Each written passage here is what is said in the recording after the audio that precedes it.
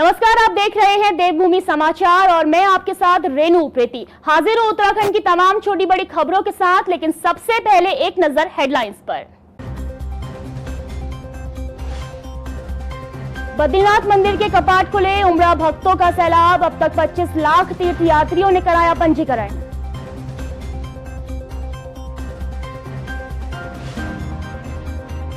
यमुनोत्री धाम की व्यवस्थाओं पर उठने लगे सवाल। कांग्रेस बोली, तैयारियों के वक्त आंखें मूंदे बैठी रही सरकार। यमुनोत्री विधायक ने आस्था के नाम अवैध वसूली का भी लगाया आरोप। देहरादून स्थित खलंगा के हजारों पेड़ों को बचाने की मुहिम। करीब 2000 पेड़ काटकर जलाशय निर्माण की तैयारी। विरोध में उतरे पर्यावरण प्रेमी। उत्तराखंड में खनन माफिया के हौसले बुलंद। रुड़की में शासन प्रशासन की नाक के नीचे धड़ल्ले से हो रहा खनन। सवाल, आखिर किसकी शाय में फल फूल रहा खनन का धंधा। रविवार की सुबह शुभ मुहूर्त में आज बद्रीनाथ धाम के कपाट खुल गए हैं। हजारों श्रद्धालु इस पावन पल के साक्षी बने। कपाट खुलते ही धाम में आस्था का सैलाब उमड़ पड़ा। वहीं सीएम धामी ने भी तीर्थयात्रियों को धाम के कपाट खुलने की शुभकामनाएं दी। श्रद्धालु अब 6 महीने यहीं भगवान बद्री विशाल के दर्शन और पूजा कर सकेंगे।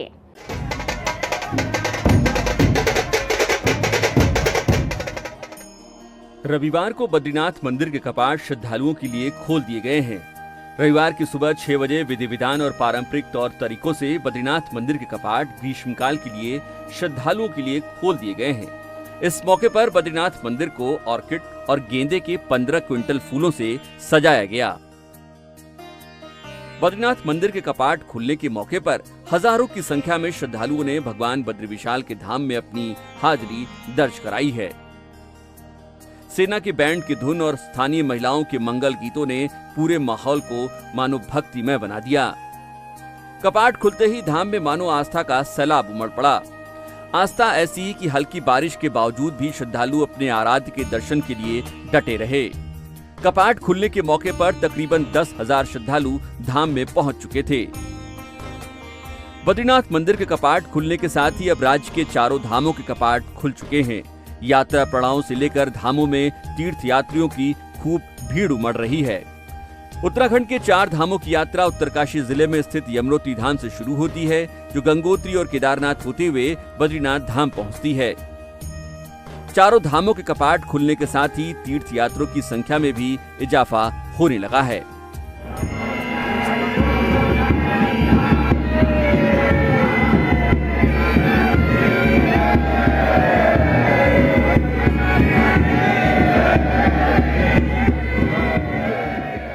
यमुनोत्री धाम की वायरल वीडियो को लेकर अब व्यवस्थाओं पर सवाल उठने लगे हैं। कांग्रेस अव्यवस्था को लेकर सरकार पर हमलावर है। कांग्रेस प्रदेश प्रवक्ता शीशपाल सिंह बिष्ट का कहना है कि तैयारियों के समय सरकार आंखें मूंद कर बैठी रही। उन्होंने कहा कि जब हालात बिगड़े तो पुलिस प्रशासन श्रद्धालुओं के लिए एडवाइजरी जारी कर रही है। 4 धाम यात्रा में व्यवस्थाओं को लेकर के हमने प्रदेश सरकार को पहले ही आगाह किया था, तमाम सुझाव भी दिए, लेकिन विपक्षी सुझावों पर सरकार अमल ही नहीं करना चाहती। और अब आप देख लीजिए जिस तरीके से यमुनोत्री धाम के पैदल मार्ग में व्यवस्थाएं बनाना कठिन हो रहा है। तमाम श्रद्धालुओं की भीड़ वहां पर जुटी हुई है और बीच रास्ते ही से श्रद्धालु वापस आ रहे हैं। पुलिस को एडवाइजरी जारी करनी पड़ रही है कि आज की यात्रा स्थगित करें। तो ऐसी स्थितियां क्यों आ रही हैं? आप देखिए हरिद्वार में भी आपने देखा जिस दिन ऑफलाइन रजिस्ट्रेशन की व्यवस्था थी, व्यवस्था ही चरमरा गई। अफरा तफरी का माहौल था, पुलिस ने लाठियां भांजनी पड़ी और श्रद्धालुओं के साथ जो अभद्रता हुई है उससे प्रदेश की छवि खराब हुई।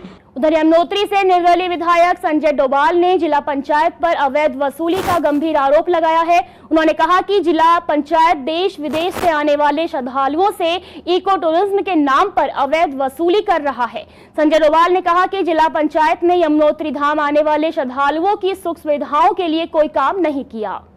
उसके खिलाफ मैं बिल्कुल जो अवैध वसूली की जा रही है उसको ऐसा मैं यमुनोत्री विधानसभा में बिल्कुल हरगिज बर्दाश्त नहीं करूंगा कि कोई भी मोहम्मद गजनी यहाँ यमुनोत्री विधानसभा में आए और यहाँ अपना अवैध वसूली का अड्डा बनाए। धाम में केवल अवैध वसूली करना है और उनको केवल वसूली करना है, क्योंकि वो मोहम्मद गजनी है, उसे वसूली के अलावा कोई मतलब नहीं है। मजदूरों के लिए वहां पर 10 शौचालय तक जिला पंचायत ने नहीं बनाए हैं, घोड़ा पड़ाव नहीं बनाया है, कोई भी सुविधा जिला पंचायत की इन 4 सालों में वहां पर नहीं की गई, केवल अवैध वसूली की जाती है। हालांकि यमुनोत्री विधायक संजय डोभाल द्वारा जिला पंचायत पर लगाए गए अवैध वसूली के आरोपों पर बीजेपी कांग्रेस की प्रतिक्रिया भी सामने आई है। भाजपा विधायक विनोद चमोली और कांग्रेस नेता शिशपाल बिष्ट ने क्या कहा, आइए आपको सुनाते हैं। नहीं, देखिए, पैसा ले रहे होंगे, ऐसा कुछ नहीं है। अब जिला पंचायतों का अपना एक कार्य क्षेत्र है, ऑटोनोमस बॉडीज है, लेकिन मैं नहीं समझता कि इतना पर्याप्त होता होगा कि जिससे इतनी बड़ी सुविधाएं जुटाई जा सके। जब सरकार के संसाधन पर्याप्त नहीं हो पाते हैं तो एक जिला पंचायत का संसाधन कितना पर्याप्त हो सकता है। हाँ, ठीक है, जो भी मिल रहा है उसका सदुपयोग होना चाहिए, इसमें कोई दो राय नहीं है कि जिस अब जैसे इको टैक्स के रूप में वो ले रहे हैं तो उसको उसी रूप में पर्यावरण पर खर्च होना चाहिए, यात्रा पर खर्च होना चाहिए। जो भी जो है फैसला जिला पंचायत करे, जनहित में करे, ये मेरा मानना है। और जनहित में जो है व्यवस्थाएं सुधारी जानी चाहिए। और अगर कहीं कोई अवैध वसूली जैसी बात है, निश्चित तौर पर वो गलत है, ये नहीं होनी चाहिए। और अगर वास्तव में ऐसा विधायक जी को लगता है तो वो भी चुने हुए जनप्रतिनिधि हैं और निश्चित तौर पर वो जो है अपनी बात उचित मंच पे उठाएंगे, तो व्यवस्थाएं सही करवाने की जिम्मेदारी है उनकी भी। यमुनोत्री धाम में यातायात और अन्य व्यवस्थाओं को बनाए रखने के लिए उत्तरकाशी के पुलिस अधीक्षक अर्पण यदुवंशी ने यमुना वैली में पहुंचकर खुद मोर्चा संभाल लिया है। ट्रैफिक के व्यवस्थित संचालन और जाम से निपटने के लिए वो खुद सड़क पर उतरकर व्यवस्थाओं को जांच रहे हैं। साथ ही तीर्थयात्रियों से बातचीत कर सुरक्षित यात्रा करने की सलाह भी दी जा रही है। सभी श्रद्धालुओं को मेरा सादर नमस्कार। मैं अर्पण यदुवंशी, पुलिस अधीक्षक उत्तरकाशी, आप सभी श्रद्धालुओं से विनम्रतापूर्वक निवेदन करता हूं कि 2-3 दिनों को देखते हुए जो बहुत ही भारी भीड़ आ रही है नीचे से यमुनोत्री धाम को, उसको देखते हुए कल शाम को कुछ थोड़ा जाम लगा हुआ था राना चट्टी और साना चट्टी में, उसको आज रात भर पूरे पुलिस ने क्लियर कर दिया गया है। और अभी जो है ट्रैफिक जैसा कि देख रहे हैं आप पूरी तरीके से व्यवस्थित और सुव्यवस्थित ढंग से चल रहा है। परंतु यमुनोत्री धाम की जो ऑलरेडी वहाँ पे 8 से 9 हज़ार यात्री ऑलरेडी पहुँच चुका है। तो आज मेरा सभी श्रद्धालुओं से हाथ जोड़कर विनम्र निवेदन है कि जो भी अपने पड़ाव पे हैं, चाहे हरिद्वार हो, ऋषिकेश हो या उत्तरकाशी में हो, तो वो अपनी यात्रा को, यमुनोत्री धाम की यात्रा को आज जो है स्थगित रखें। बद्रीनाथ धाम के कपाट खुलने के साथ ही कई अन्य मंदिरों के कपाट भी खुल गए हैं। तीर्थ नगरी हरिद्वार के कनखल में स्थित बद्रिश पंचायत मंदिर के कपाट वैदिक विधि विधान के साथ खोले गए। बद्रिश पंचायत मंदिर कनखल में बद्रीनाथ की तरह ही भगवान हरि नारायण का विग्रह है। मंदिर के मुख्य पुजारी पंडित गजेंद्र जोशी ने बताया कि 1930 में बद्रिश पंचायत मंदिर की स्थापना एक संत ने गंगा के पावन तट पर की थी। हर साल बद्रीनाथ धाम के कपाट खुलने की तरह ही यहाँ पर भी बद्रिश पंचायत के कपाट खोले जाते हैं। बद्रीनाथ जी का प्राचीन बद्रीनाथ जी का विग्रह मंदिर है और हर साल जब बद्रीनाथ जी के कपाट खुलते हैं तो यहाँ भी अखंड पाठ का आयोजन होता है और भंडारे का आयोजन होता है। उत्तराखंड में कल 13 मई से आदि कैलाश यात्रा शुरू होने जा रही है। इस बार पहले दल में 49 यात्री शामिल हैं। देश भर में अब तक 488 लोगों ने आदि कैलाश यात्रा के लिए अपना पंजीकरण कराया है। पिथौरागढ़ में भारत चीन सीमा पर होने वाली आदि कैलाश यात्रा को लेकर श्रद्धालुओं में भी खासा उत्साह है। हल्द्वानी के कारगोदाम स्थित टीआरसी से कल आदि कैलाश यात्रा का पहला दल रवाना होगा, जिसके लिए कुमाऊं मंडल विकास निगम ने अपनी सभी तैयारियां पूरी कर ली हैं। ये यात्रा 13 मई से शुरू होकर 4 नवंबर तक चलेगी। देखिए, 13 तारीख से हमारी जो कुमाऊं मंडल विकास निगम की आदि कैलाश यात्रा का शुभारंभ हो रहा है, जिसमें काठगोदाम से लगभग 35 यात्री और बाकी धारचूला से जुड़ेंगे। ये शुरू की जा रही है। क्या तैयारियाँ चल ये उसके संबंध में जो भी तैयारियाँ, फूडिंग, लॉजिंग, व्हीकल की, वो सारी हमारी KMBN से हमारी सारी तैयारियाँ पूरी हो चुकी हैं। उन यात्रियों को समस्त सुविधाएँ उपलब्ध कराई जाएंगी और ये इंश्योर किया जाएगा कि किसी प्रकार की कोई दिक्कत यात्रियों को न होने पाए।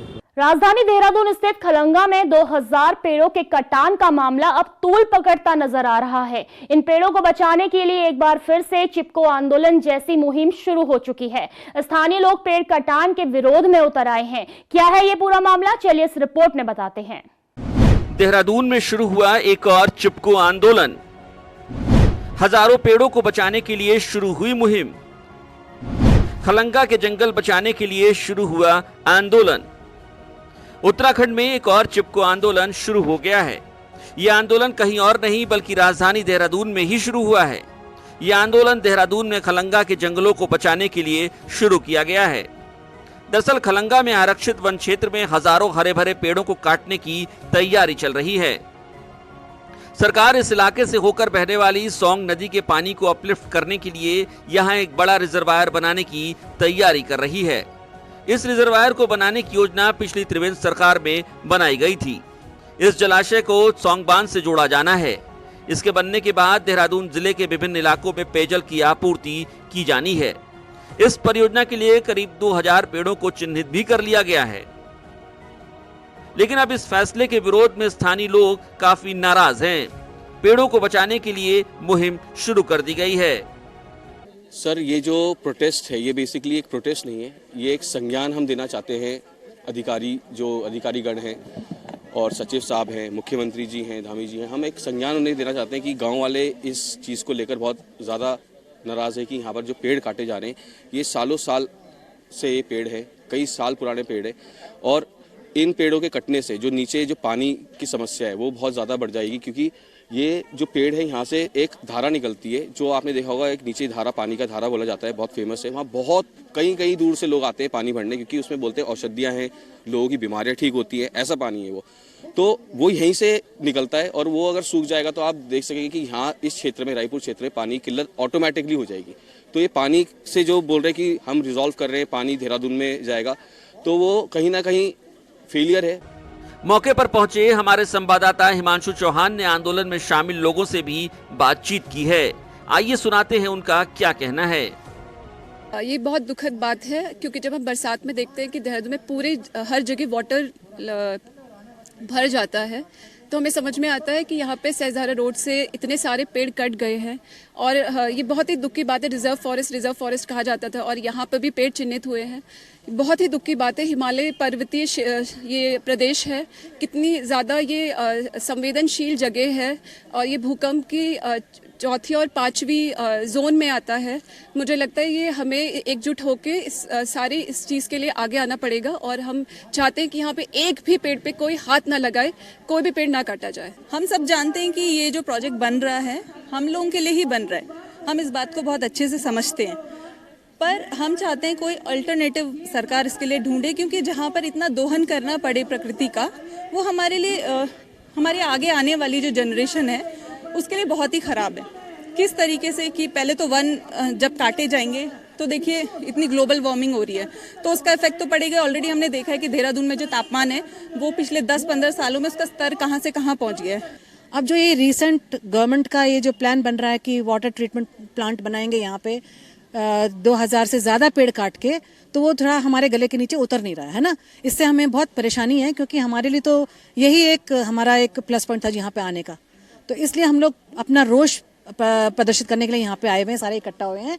ये सारे हमारे आराधना ग्रीन सोसाइटी के लोग हैं और बाकी सब नाला पानी के लोग हैं। और हम गवर्नमेंट से हाथ जोड़कर प्रार्थना करते हैं कि कोई और साइट देख लें, कहीं और ऐसा देख लें कि जहाँ इनको इतने पेड़ ना काटने पड़े और इस खूबसूरती को बरकरार रखने में हमारी प्रार्थना सुन ले। अब इतनी सी इनसी विनती है हमारी।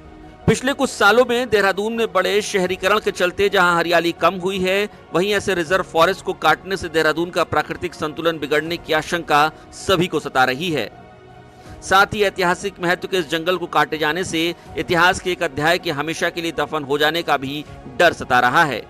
ऐसे में विरोध के बीच सरकार को इस परियोजना पर काम करना आसान नहीं लगता।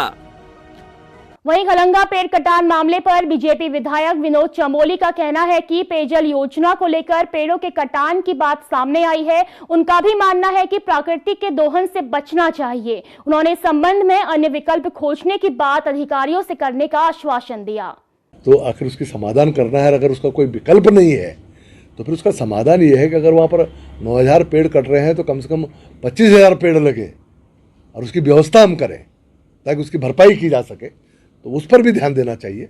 लेकिन अगर कोई विकल्प नहीं है तो फिर उसकी ओर जाना पड़ेगा, लेकिन पहले विकल्प तलाशने का प्रयास करना चाहिए।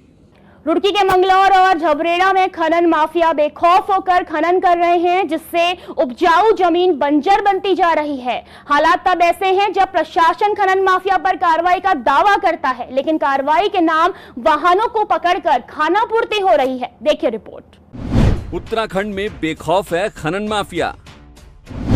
धड़ल्ले से धरती का सीना चीर रहे खनन माफिया। किसकी सरपरस्ती में फल फूल रहे खनन माफिया? क्यों शासन प्रशासन से दो हाथ आगे हैं खनन माफिया? उत्तराखंड में जिलों का शहरी क्षेत्र हो या फिर ग्रामीण, हर जगह खनन माफिया प्रशासन से दो हाथ आगे दिखाई देते हैं। इसका जीता जागता सबूत है ये तस्वीरें जो रुड़की के मंगलौर, झबरेड़ा और पिरानकलियर विधानसभा क्षेत्र से आती हैं, जहां उपजाऊ जमीन बंजर की जा रही है। यहाँ रात के अंधेरे में खनन माफिया बड़े पैमाने पर खनन को अंजाम दे रहे हैं। खनन माफिया अब तक हजारों टन मिट्टी खोद चुके हैं। इसके एवज में सरकार को हर रोज लाखों रुपए के राजस्व का नुकसान हो रहा है। दिन का उजाला इस बात का गवाह है कि खनन माफिया अपने आका की सरपरस्ती में फल फूल रहे हैं। वहीं जिम्मेदार अधिकारियों से जब इस मसले पर सवाल किया जाता है तो ज्वाइंट मजिस्ट्रेट दिवेश शासनी ने क्या कहा, ये सुन लीजिए। आरटीआई में कुछ अगर एप्लीकेशन डालेंगे कि कितनी कार्रवाई हुई खनन की, आप देखेंगे हमारे यहाँ से रोज़ कोई ना कोई ट्रैक्टर, ट्रॉली और ट्रक पकड़ा जा रहा है, चालान भी किए जा रहे हैं, जो भी हो रहा है। हमारी यही अपील है कि कहीं पे भी अगर ऐसी रिपोर्ट आती है तो ज़रूर हमें बताएं। हमारे जो रेवेन्यू टीम है ज़रूर वहाँ पे जाके चेक करेंगी और पकड़ेगी। कहा कि हम रातों कई बार 12 बजे भी उठाते फ़ोन, 12:30 बजे भी उठाते हैं। आप चेक कर सकते हैं रोज़ कोई ना कोई ट्रैक्टर, ट्रॉली और ट्रक पकड़े जा रहे हैं। तो जहाँ से भी अगर ऐसी कोई कंप्लेंट आ रही है तो हमारा बहुत स्ट्रिक्ट वो है कि कहीं से भी कोई कंप्लेंट आएगी तो ज़रूर रेवेन्यू की टीम रात को पहुँचेगी वहाँ। प्रशासनिक अधिकारियों और पुलिस खनन माफिया के खिलाफ जिस कार्रवाई का जिक्र कर रहे हैं उसे आमजन खानापूर्ति मानते हैं, जो हकीकत भी है, क्योंकि चंद वाहनों को सीज कर अवैध खनन को रोका जा सके ऐसा लगता नहीं है। उत्तराखंड भाजपा लोकसभा चुनाव के बाद निकाय चुनाव की तैयारियों में जुट गई है। रविवार उत्तराखंड भाजपा ने रुड़की के कलियर विधानसभा क्षेत्र के सुभाष नगर मंडल में एक बैठक का आयोजन किया, जिसमें मतदान सूची गायब हुए मतदाताओं के नामों को लिस्ट में शामिल करने पर जोर दिया गया। भाजपा जिला अध्यक्ष शोभराम प्रजापति ने बताया कि हर वार्ड में प्रभारी नियुक्त किए गए हैं, जो इस बात को सुनिश्चित करेंगे कि हर मतदाता का नाम वोटर लिस्ट में हो। नेतृत्व ने बोल दिया है कि सभी नगर पंचायत, नगर निगम, नगर पालिका, नगर निगम में चुनाव बहुत जल्दी शुरू होने वाले हैं, तो उन सब की तैयारियों के लिए आज बैठक ली गई है। अभी तो पहला चरण है कि हम वोट बनवाना या वोट जो अवैध वोट है उन्हें कटवाना, जिसकी नहीं बनी उनकी वोट को बनवाने का जोर दिया गया है। सभी पार्टी के कार्यकर्ता हैं, हमारे मंडल अध्यक्ष हैं, हमारे मीडिया प्रभारी हैं, हमारे जिले के मंत्री हैं।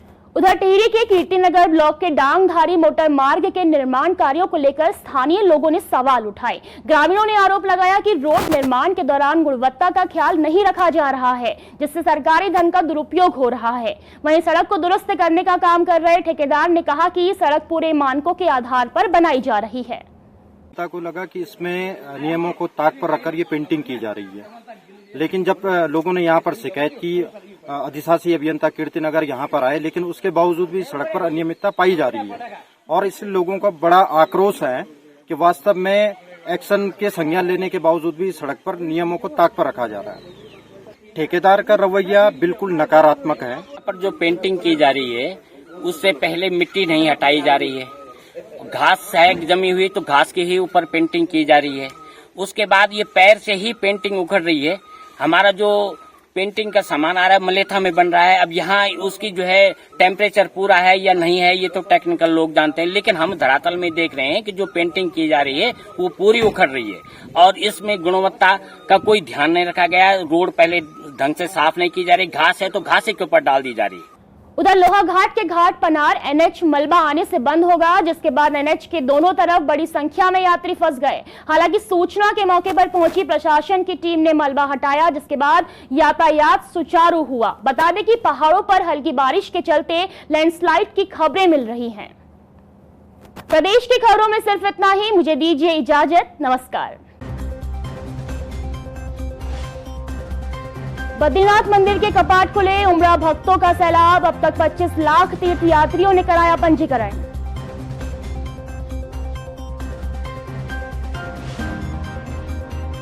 यमुनोत्री धाम की व्यवस्थाओं पर उठने लगे सवाल। कांग्रेस बोली तैयारियों के वक्त आंखें मूंदे बैठी रही सरकार। यमुनोत्री विधायक ने आस्था के नाम अवैध वसूली का भी लगाया आरोप। देहरादून स्थित खलंगा के हजारों पेड़ों को बचाने की मुहिम। करीब 2000 पेड़ काटकर जलाशय निर्माण की तैयारी। विरोध में उतरे पर्यावरण प्रेमी। उत्तराखंड में खनन माफिया के हौसले बुलंद। रुड़की में शासन प्रशासन की नाक के नीचे धड़ल्ले से हो रहा खनन। सवाल आखिर किसकी शाय में फल फूल रहा खनन का धंधा।